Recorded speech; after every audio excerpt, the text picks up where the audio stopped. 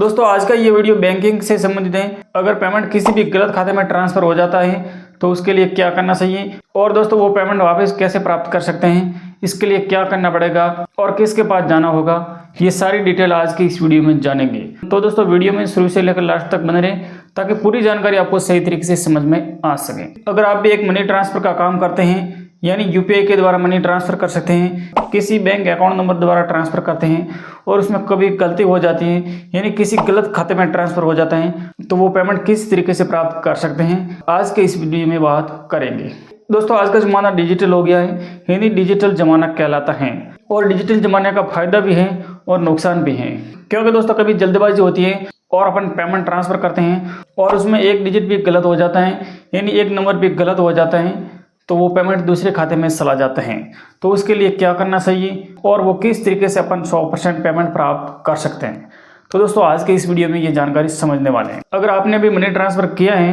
अगर आपका पेमेंट किसी कारणवश दूसरे खाते में चला गया है तो वो पेमेंट प्राप्त करने के लिए सबसे पहले आपको अपने मोबाइल पर SMS आया होगा, वो स्क्रीनशॉट लेना है यानी मैसेज द्वारा आपको सूचना मिली होगी, उसका एक स्क्रीनशॉट लेना है और उसकी एक प्रिंट निकलवा देनी है। और आपको जीमेल के माध्यम से भी कुछ सूचना मिली होगी यानी ट्रांसफ़र किया उसकी रिसिप्ट मिली होगी, उसकी भी एक प्रिंट निकलवा देनी है। और जो भी आपने मनी ट्रांसफ़र किया है उसकी सारी डिटेल आप एक बार ले लेनी है और आप अपनी ब्रांच में चले जाना है यानी आपके जो भी आपके होम ब्रांच हैं यानी जहाँ पर भी आपका बैंक खाता है वहाँ पर आपको जाना है, ये सारी डिटेल ले जाके और वहाँ पर बताना है कि सर मैंने मनी ट्रांसफ़र करते वक्त किसी गलत खाते में पेमेंट ट्रांसफ़र कर दिया है और जो व्यक्ति अपना पेमेंट रिफंड नहीं कर पा रहा है यानी वो रिफंड नहीं कर रहा है और उसकी हमारे पास कोई जानकारी भी नहीं मिल रही है, तो वो एक बार आप जानकारी निकाल के दीजिए और आप पेमेंट दिलवाने की कोशिश करें। जो आप बैंक मैनेजर को सूचना देंगे यानी जो भी आपने स्क्रीनशॉट लिया होगा उसकी आपने प्रिंट निकाली होगी वो बैंक मैनेजर को देनी, उसके द्वारा उस बैंक खाता नंबर निकाला जाएगा यानी बैंक खाता धारक का नाम निकालेगा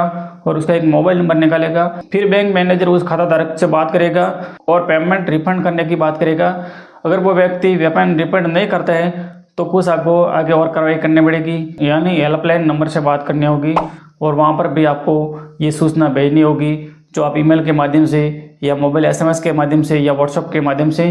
आपको सूचना आगे भेजनी होगी कस्टमर केयर में, तो आप कानूनी कार्रवाई कर सकते हैं। इसके लिए आपको कानूनी कार्रवाई करनी होगी यानी कानून के द्वारा उस व्यक्ति को नोटिस भिजवाना होगा, फिर आपका पेमेंट आ सकता है 100%। क्योंकि दोस्तों बैंक का काम यही है डिटेल निकालना और उससे एक बार बात कर लेना, वही है। अगर वो व्यक्ति नहीं मान रहे हैं तो फिर वो पेमेंट आने की संभावना नहीं होती है, क्योंकि पेमेंट ट्रांसफ़र आपने किया है, आपने गलत नंबर डाला है तो बैंक की जिम्मेदारी ये नहीं होती है। बैंक का कहना यही है कि जो भी आप मनी ट्रांसफ़र करते हैं वो सावधानी पूर्वक करें, उसकी एक बार जांच करके ट्रांसफ़र करें ताकि कभी भी धोखाधड़ी नहीं हो यानी किसी भी गलत खाते में पेमेंट ट्रांसफ़र नहीं हो सके। और दोस्तों आपने UPI के माध्यम से ट्रांसफ़र किया है तो वहाँ पर भी आप जल्दबाजी नहीं करें, सही मोबाइल नंबर डाल के करें और जिस भी कस्टमर के खाते में आप पेमेंट ट्रांसफ़र कर रहे हैं और दोस्तों उसका एक बार नाम कंफर्म कर लें फिर पेमेंट ट्रांसफ़र करें। और दोस्तों आप बैंक खाता नंबर द्वारा पेमेंट ट्रांसफ़र करते हैं तो वहाँ पर भी एक बार बैंक खाता नंबर जांच करें और उसका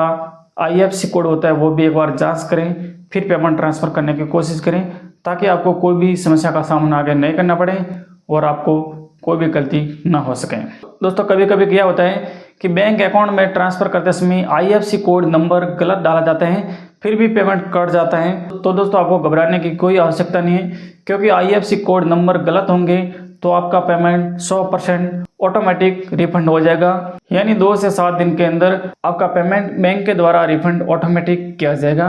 क्योंकि IFSC कोड नंबर गलत होने के कारण आपका पेमेंट आगे नहीं हो सका। इस कारण से आपका पेमेंट 100% वापस हो जाएगा। लेकिन आपका बैंक अकाउंट नंबर आपने गलत डाला है तो वो पेमेंट आने वाला नहीं है, फिर तो आपको कानूनी कार्रवाई करने के बाद में ही वो पेमेंट मिल सकता है, तो ये बात आपको बिल्कुल ध्यान में रखनी है। तो दोस्तों ये छोटी सी जानकारी थी, आपके लिए अच्छी है लेकिन आपको सोच समझ के काम करना होगा ताकि आपको कोई भी समस्या का सामना नहीं करने पड़ेगा और आपको बैंक का चक्कर भी नहीं लगाने पड़ेगा और आपको किसी की मदद भी मांगनी नहीं पड़ेगी। इसलिए आप जो भी पेमेंट ट्रांसफर करते हैं वो सोच समझ कर करें, ताकि आपको कभी भी परेशानी का सामना नहीं करना पड़े। तो दोस्तों, ये छोटी सी जानकारी आपको अच्छी लगी तो अपने दोस्तों के साथ भी शेयर करें, ताकि उनको भी जानकारी मिल सके कि गलत अकाउंट में ट्रांसफर होने के कारण वो पेमेंट कैसे वापस पाया जाता है, यानी कैसे रिफंड पाया जाता है। तो उसकी सारी डिटेल आज की इस वीडियो में दी गई है। तो दोस्तों, आज की इस वीडियो की जानकारी समझकर आप आसानी से समझ सकते हैं। तो दोस्तों, आज की वीडियो में इतना ही। मिलते हैं एक और नए अपडेट के साथ एक नए वीडियो में। जब तक जय हिंद, वंदे मातरम, नमस्कार, जय हिंद।